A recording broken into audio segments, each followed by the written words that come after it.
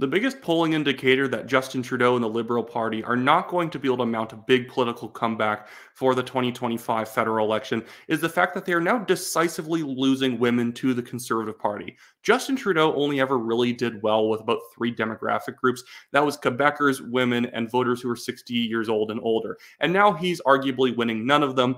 Depending on the day, maybe he's doing a little bit better than the Bloc, but women is the biggest loss for the Liberal Party.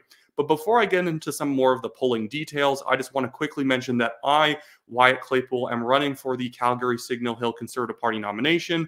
So this riding on the west side of Calgary right here. If you live in that riding, buy a Conservative Party membership and hopefully vote for me #1 on your ballot when the nomination date is set. We have a big problem, I find, with a lot of these strong Conservative ridings having a lot of red Tories running for them. People who were big fans of Aaron O'Toole 5 seconds ago, and now they're pretending to like Pierre Poilievre's agenda, despite the fact they would have called these sorts of things radical not that long ago. I think we need people who are real conservatives representing conservative ridings. So hopefully, if you live in that area, buy a membership, vote for me, or even if you don't, you can go check out my website, linked in the description below, and donate by e-transfer if you want. It all really helps me out. But getting back to the polling, it cannot be overstated how bad this is for the Liberal Party. The Liberals are trailing the Conservatives on women by 12 points. And make no mistake, it's not that the Liberals have been maybe digging out some male voters and then it's making up for the gap. The Conservatives have been winning men even harder than they used to be. But for some context, the Liberals used to lead the Conservatives significantly. Although the lead was always kind of going down over time, Justin Trudeau has been more heavily having to rely on regional differences that he knows he's going to get no votes in Saskatchewan, no votes in Alberta, very few votes in Manitoba and other parts of the country. His votes are very concentrated. It's what a lot of people who follow the polls say is that the Liberals have a very efficient voting base. Their voters in the Toronto area are winning them ridings with like 32% of the vote, where Conservatives in Alberta win ridings by 75%. So obviously a bunch of votes are technically wasted out west for the Conservatives, where the Liberals tend to have all the votes where they need them. But women were a big part of this for the Liberal Party. GTA women in Eastern Canada, pensioners, were the ones who were lifting up the Liberals. But now, after living with the consequences of Liberal policy for 8 years, the happy talking his way through a crisis bit is not working for Justin Trudeau anymore. This was the polls from back in early 2023. I think it was about January as well. The Liberals were only down 2 points on the Conservatives when it came to women. And this was after another year of disastrous policy since the 21 election. But back in 2022, early 2022, the Liberals were actually still leading the Conservatives with women. They were at 31% in the polls, and the Conservatives were at 26%. So I want to go back to the other one. So a year later, then the Liberals are at 30% with women, and the Conservatives are at 32%. And now the Conservatives are at 37%, and the Liberals are at 25%. The most embarrassing part of this result is the fact that the Liberals are now only 1 point up from the NDP. The NDP, who shouldn't even be in the conversation of coming second when it comes to men or women. The NDP is obviously a distant third party, and yet somehow they're actually competitive with one of the two genders. It's absolutely insane that this is something that the Liberals are now having to struggle with. I just want to quickly now bring up some of the more recent polling when it comes to demographics too. I won't show it on screen, but again, like I said before, the Liberals usually do better with older voters. The NDP is the left-wing party that does better with younger voters. The Liberals used to always win 60-plus voters with like 42% of the vote or 38%, with maybe the Conservatives coming up the rear with 32 or 31. But right now, the Liberals are only at 30% with voters 60 and over. The Conservatives are at 42%.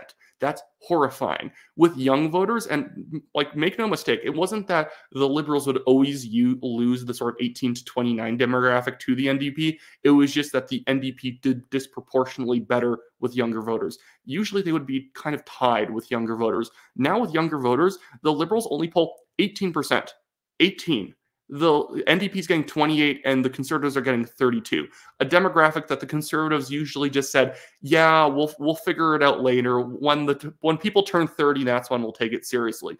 The Conservatives are basically winning young people by default because young people don't know like what party to go to on the left. So the left is now splitting up their vote while the conservatives are just winning every single one of these demographics, whether they're targeting them with specific policies or not. That is a overall fundamental structural collapse happening for the liberals. That it's not that maybe they've done a little bit too much pro-union stuff, or maybe they've done too many policies that benefit X group of people. They just don't offer anything that appeals to any demographic, even though they keep throwing policies, benefits out the window.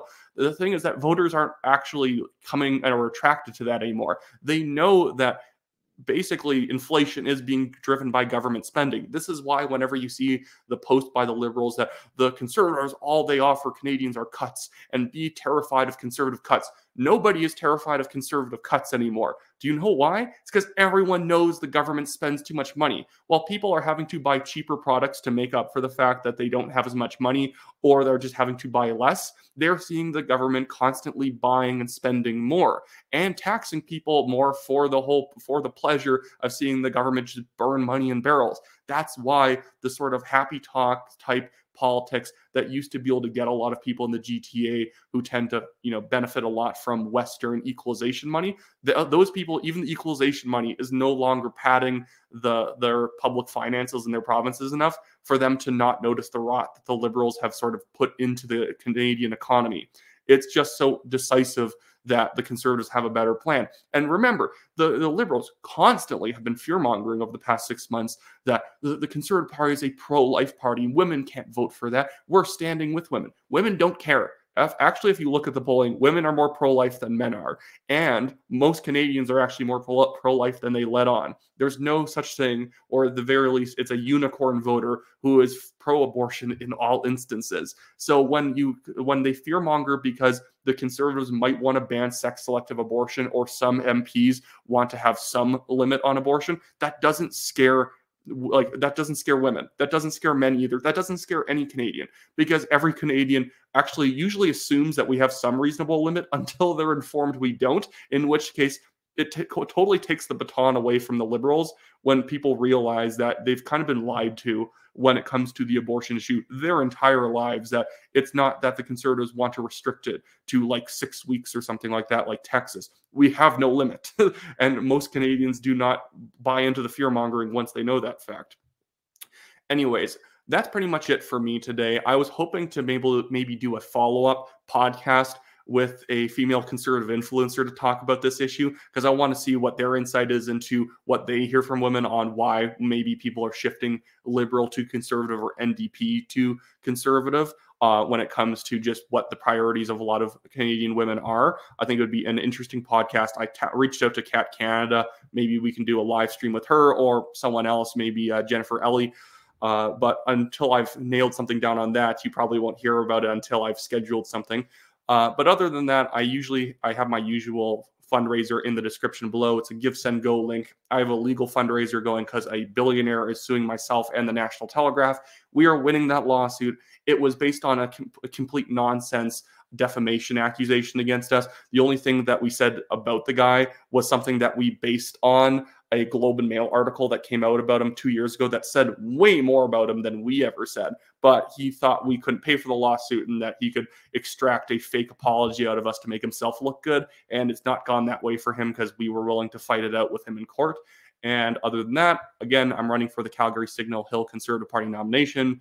My name's Wyatt Claypool, so go look up my website that I've put in the description of this video. Check out my priorities, my platform. If you live in that riding, buy a membership. If you don't, try and reach out to people you know live in that area and get them to vote for me if you can.